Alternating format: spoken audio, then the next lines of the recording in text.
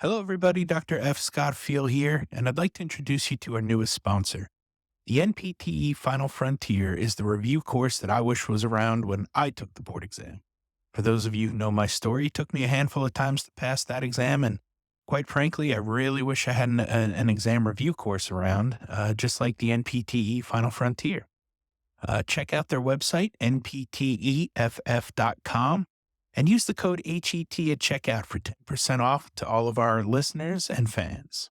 Hello, everybody, and welcome to another episode of the Healthcare Education Transformation Podcast. I'm your host, Dr. F. Scott Field, and I've got with me today longtime friend, mentor, somebody who I look up to in the world of academia and beyond, Dr. Mary Blackinton. Mary, how are you? Catch us up a little bit and let us know this is your second time on the show now, right? It is. I looked back at the podcast history, and my last podcast with HET was in 2017. And at that time, I was the director of the hybrid program at NSU at a time when hybrid was just catching on, right? It's still a lot of naysayers out there. And so I continued along that route and then left NSU at the end of 2020. And in 2021, started working with Rehab Essentials in a really exciting new program called In Tandem DPT. That's been able to utilize all the things I learned as a director of a hybrid program, but also, like you, I'm passionate about education and how people learn. So it's been wonderful. Yeah, I myself have gone into teaching in a hybrid program now, so I know the ins and outs of it a little bit. It's quite a roller coaster ride, that's for sure. The one thing that I've found that has been pretty good for me since moving into academia in general has just been knowing that change is a constant and just embrace it, and roll with it. And like you said, you've kind of come up on some change in your own path. So tell us a little bit about In Tandem. What exactly is that? What are you up to with that? In Tandem is a collaborative DPT program that was very intentionally built for us to work alongside with universities. So in it, it includes a curriculum that was very purposely designed with the future of PT education and the future of physical therapy and society in mind. But the important part about it, it was designed so that when we collaborate with universities, we're able to lift them up to do the things that, quite frankly, we haven't been able to do for many, many years. So we have a curriculum, we partner in the curriculum, and our rehab essentials or in tandem faculty provide about 45% of the content contact hours that the university will use. And that shifts the role of university faculty to really be an expert educator. And the university faculty become the folks who are the coaches, the mentors, the people that bring learning alive, and more importantly, apply learning to real clinical scenarios, whether it's in their classroom in a simulated experience or in an actual healthcare setting. So it's a very big shift of a role, but we think a critical one for the future of the profession. Yeah, it sounds like it. It definitely sounds like trying to mix things up a little bit and really shift the way that we do things. Which, after attending ELC again this year, it seems like we need that. Seems like there's a lot of doom and gloom in the industry, both from a clinical side and an academic side. There's a lot of uncertainty as to what the best models are to deliver general physical therapy curriculum, and I don't know that we have a great answer to that. Luckily, there's a lot of good people pushing the envelope and trying to do good things and figure that out. And truth be told, I don't think we need a one size fits all, but I definitely think a lot of the models we currently have need some improvement for a lot of reasons. But let's maybe dive into that a little bit. Why did Rehab Essentials feel like they needed to develop in tandem? What was the thought process there? Yeah. So there are a lot of reasons. And I would say those reasons are slightly different depending on whether you're talking about the profession and society, the faculty that teach at PT programs, or the students. So I'll start with the profession and society. If you go back to all of the Pauline Sarasoli lectures, including that of Diane Jetty in 2016, Every year the emphasis is we need to change. We've been doing the same thing for 100 years. We seem to be comfortable changing degrees. We change the content, right? It's like if you were making an apple pie and you say, "Oh, I'm going to throw in a little bit of cinnamon this time, or allspice, or something like that." And that's all content oriented. And we even recently, in the last, 10 or so years, changed the delivery model. But what we haven't done is changed our approach to educating entry level students. And so that's one thing, is to shift that. And we were really inspired by the perspective articles in academic medicine by Ezekiel Emanuel and George Tebow. And I've shared those with you that you can put in the show notes. But basically, they said some important things. And one of them was that we keep replicating this lecture process in programs all across the country. We're spending all this time on lectures, right? And why not harness some of the experts to do the lecture part so that the faculty could be in that mentoring role and really, leaning in? I mean, we all know how important assessment is and feedback. But what happens as a typical faculty? You develop, you create the content, you present the content, and you're exhausted. You have no time to apply the learning and really spend time on good assessment. Assessment becomes like an afterthought. No, yeah, we have to assess that. We have to have grades. Ezekiel Emanuel in particular, said it's time to harness the power of the experts for those lectures and let those lectures be asynchronous, right? There's no reason, there's no magic in being in the same room at the same time. And so he really encouraged a blended format, and Tebow kind of did the same thing. He said we need to move to competency based, time variable education. And also, he said we need to shift our teaching from like everything is acute to really recognizing the impact of chronic disease on society. And also said, both of them said, shorten the preclinical time and emphasize clinical time, because as you know, and I know, and anyone that's been in professional health professions education, we learned so much when we're embedded in the clinic. So that's another reason. We also really believe in decreasing what Steve Tepper terms as unwarranted variability in education, right? As you said, differences between universities. I mean, that's what makes us all different, just like all people are different. But there's so much variable that if you're a clinical instructor, you have no idea what you're going to get in terms of competency. And that, like many much smarter people than me have said year after year, we need to be able to say that we have similar focus in terms of our competencies. And another reason to do this is that as we have focused on content over all these years, I believe we have just bombarded our students, right? It's a case of cognitive overload. And in fact, when I was a young teacher, I used to think it was like gift to the students if I gave them more hours of lecture, right? Like, look what I've given you, for instead of 3 hours, I've given you 4 on this topic. And what we're doing is we're filling up. We just keep dumping more information on the student. And we know from well done literature that that is not good for learning. Steve Tepper likes to say we should be leaving our students somewhat hungry to learn more. And instead, we just say they have to know everything. And a good example of that is, all of the competencies that have been generated by all the specialist area, geriatrics, pediatrics, neuro, acute care. They are wonderful and they're really great guidelines. But if you think about trying to embed all of those guidelines in an entry level program, we would never be done. You'd have a 5-year curriculum and students would be exhausted from the learning. So that is another compelling reason to do it. Well, I'm going to pause and let you ask questions, because I really haven't talked about why it would be helpful for the student and for the faculty, but I'll pause for a sec. Yeah, we'll dive into that, I think, in a moment. One of the things that really hit me is, like you said, the cognitive overload. And again, I think it helped me being an English major before being a physical therapist, before being a professor, to put my ego at the door a long time ago and just say, "Hey, I don't know everything, and I'm okay with that." just can't, there's only so much I can put up here in the old noggin. And I need to just be okay with what's up there and needing to keep what I need up there and needing to learn more when I need it.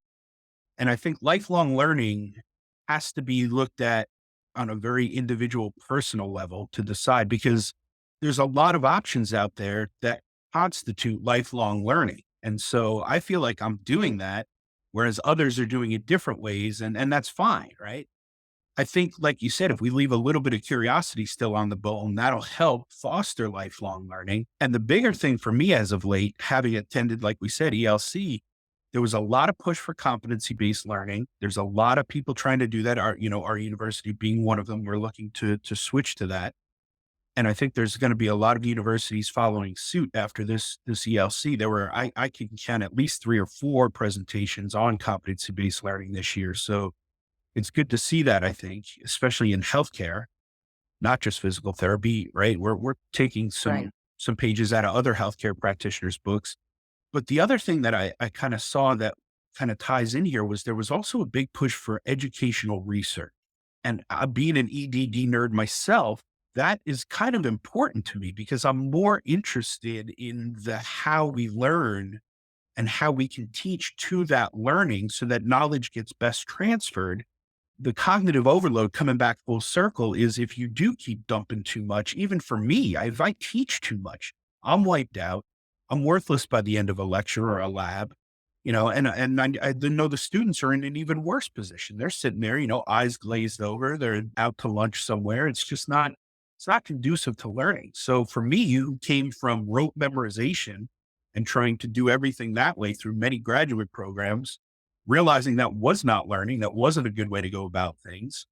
Took me getting into an EDD and going through it to learn that I wasn't a good learner. And so I had to go back and relearn. Now that I'm doing that, I feel like I'm catching up. And so I feel the educational research is a really important component of this.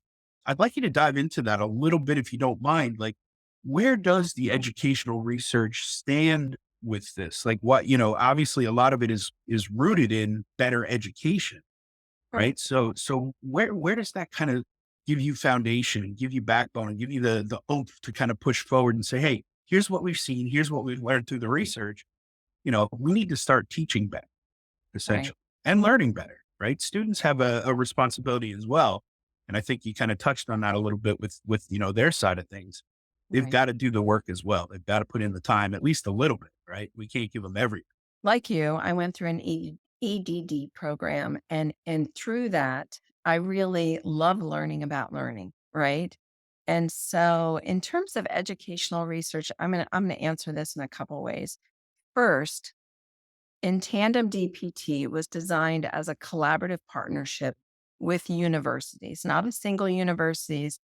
And what we envision is down the road, if we have, let's say, 3 to 8 collaborators, those collaborators are all having that same 45% of the background content. But what they could share and what we could do educational research on is what applied learning experience, what are the outcomes based on that? We can compare them, we can share ideas, we can do some manipulation of variables because we're going to have distinct universities with different missions, and therefore even they'll have different clinical education components, right? So on the big picture, what we're really excited about, and on our advisory board included very brilliant people like Gail Jensen and Terry Nordstrom, Sharon Dunn, and Ellen Rubel, Nancy Beal, and others. That ability to do that is almost unparalleled, to be able to stand back and take the individual university away and look broadly at learning outcomes based on the experiences. So that's very broad. On a more granular level, I would say that we've known for many, many years that telling is not teaching. Okay. Learning doesn't happen because someone told you. And if that were the case, then every child would never make a mistake because they listen to their parents, right? And I say that with a wink, of course. So what we've known from educational research, not just in the professions, but just period, is that people learn from experiences and they build on those experiences. And really, good teaching is not about the content you deliver, the lecture you deliver, the images that you put on your screen. What matters are the experiences that you create for the students to apply it. And in our profession, we know that applying it to practice matters. And, the research that Gail Jensen and others did looking at excellence in PT education, they found exactly that. Those programs that they considered excellent engaged their students in their clinic. They had simulations. They worked with residents who were being mentored by other people. So there was just this community of people. And so I think there's enough evidence across the board. It's just for some reason, Scott, we have held on for a very long time to being all about the lecture delivery, when in truth, there is no evidence that it is in the lecture that people learn. Interestingly, I just listened to a podcast this morning, believe it or not, on memory and the brain. And the person in the podcast said that the important things for learning were that the information should be new, it could be emotional, it should be impactful or surprising and novel as well. And if their experiences and skills, learning occurs and memory occurs when they are practiced a lot. So there's nothing in those elements that say a darn good lecture is where it happens. I think you would agree that it's in the experiences. So the educational research backs that up. When we create that 45% of the content, we're using a really unique filming process. So we're filming the expert speaking. It's not a PowerPoint. We don't hand out PowerPoints. It's Carol Lewis or Bill Bosnell or Lisa Van Hoos. You're going to see them talking. And the educational literature says when you watch someone, not just hear them, you watch them lean in, right? I'm someone that uses my hands a lot. And because, I'm Italian, I get excited, I use my hands. So in the lecture, you're going to see my hands moving. So we do that. We keep it in short 15-minute segments, which I'm sure you know in the hybrid literature says asynchronous type of learning is best if it's kept short.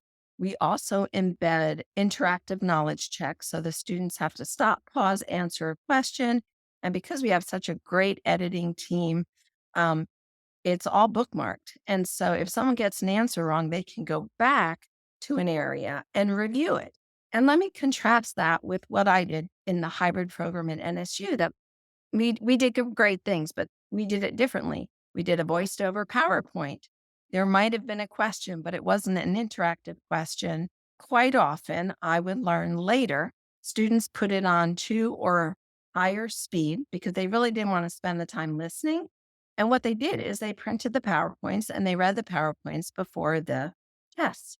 Again, we don't believe that our 45% of lecture content is the most powerful. We think the secret sauce is you, the university faculty member, really, really designing an engaged simulation, great opportunity for feedback, right? And then really thoughtful competency based assessments that grow over time and that link skills that one might have in the physical therapist as a moral agent, but also as a clinician in musculoskeletal lower quarter. So that's the other element of our curriculum is that we try to link the topics and it's also an integrated curriculum. So students don't have to go, oh, what did I learn in pathophys? And oh, what did I learn in this? All the key topics are integrated so that you're learning together, not in what I call breadcrumbs or in parts. From my experience and from a, completely, and a one, all of my best learning was experiential learning. It was clinical. I learned the best on my, clinical rotations. I learned the best whenever I was shadowing or doing volunteer hours or, whatever, was that threw me into the mix. And then eventually I ended up doing my dissertation on service-based learning, right? So yeah, I could teach you the Berg balance scale on a PowerPoint, right? In class, or we could go out and do a community service project where we do a balance and fall screen for the community that benefits from it. And I can teach you the Berg balance scale there as well. And that to me is experiential learning. and it's far more impactful, it's easier to see and make the connections the more we do that. So, you know, Exactly. it And I mean, Scott, you don't have to be in the same place as the students to say, let me tell you about the bird. Here it is. This is how it works. I'm going to show you. That's the things that our in tandem team does. We give you the background. Here's the, psychometric properties of the Berg balance scale. Here's a demonstration. So we also provide the lab segments. So we're introducing the content, but it's you, the faculty member. I mean, I couldn't have said it better. You're the one that provides the experience that is going to be novel for the students. It's going to be exciting. There might even be emotions, learning to tell somebody that their score means that they're at risk for falling. I mean, that's an emotional and impactful experience. And that's where we wish all educators were instead of, oh, let me make another PowerPoint. right. And quite frankly, I didn't learn very well from the sage on a stage approach back when I was in PT school. Mm. So, and again, I was an English major, so it wasn't a natural transition for me from like science background to medical background, right? I had to do a lot of learning anyway, above and beyond, I think. But I think if you look at the big picture, I think it's going to take that shift because I know students don't like it either. And I don't personally like lecturing all that much. I don't like being the sage on a stage.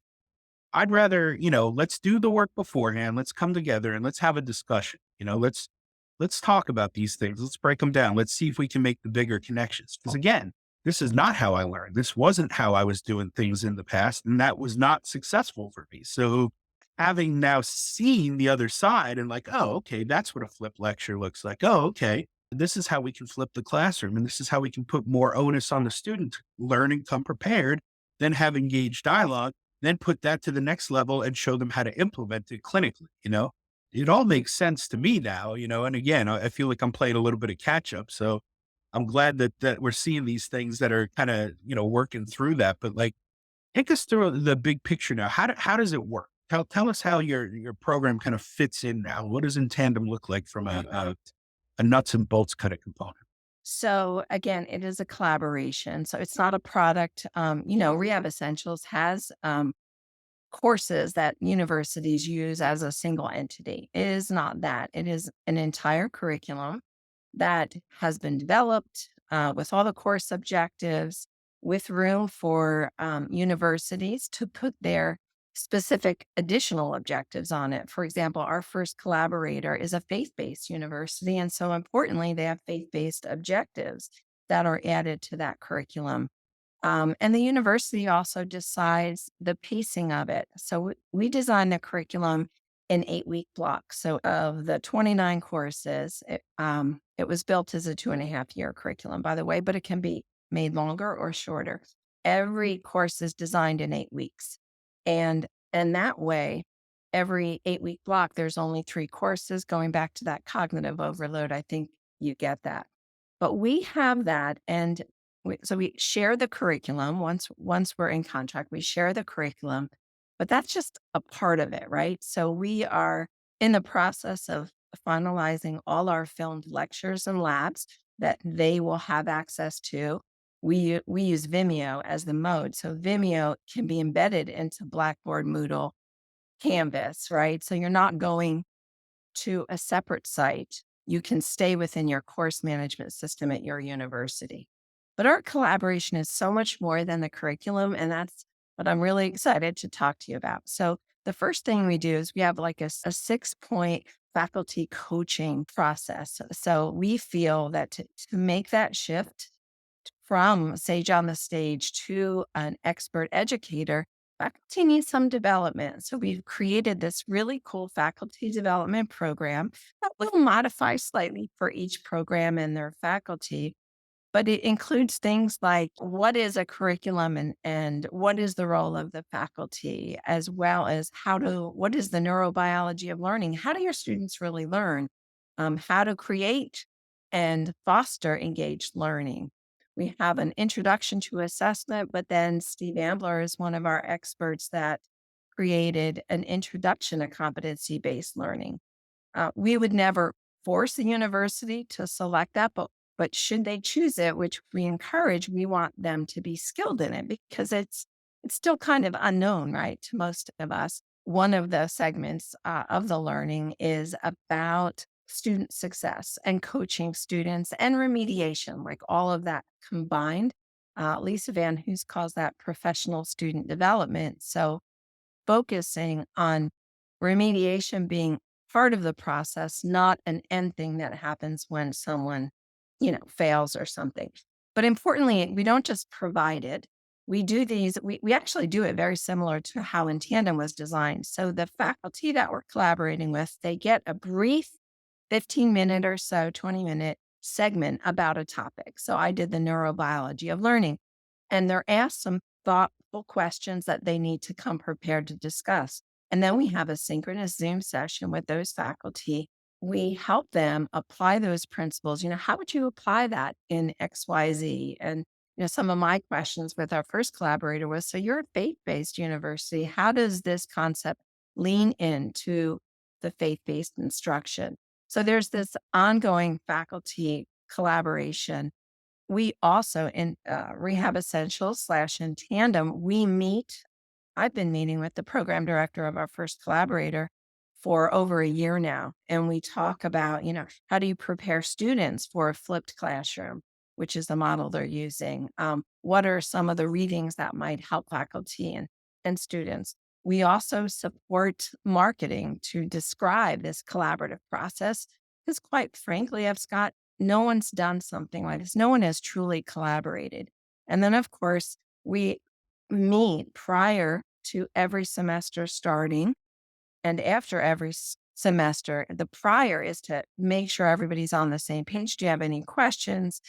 We will brainstorm with the university faculty for those applied learning ideas.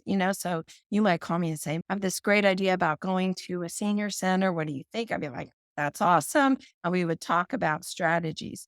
So it's an ongoing relationship that will continue to evolve, and it will be unique with each program because each program has a different mission and philosophy. As I mentioned, we share marketing strategies. We can also, this is so different, is that if it's a new program, we could also say, you're going to need to look for some special people, right? That there's a lot of great sage on the stage out there, but maybe you want someone who's really, excited like you are about how people learn. So again, it's a process, not a product, and it continues. And I think it's really, really a cool way to approach PT education. Again, imagine the support. Even as a program director, I would have loved to have the support of intent, the things that we're doing, because I kept teaching my faculty over and over again, or involving them, or asking questions.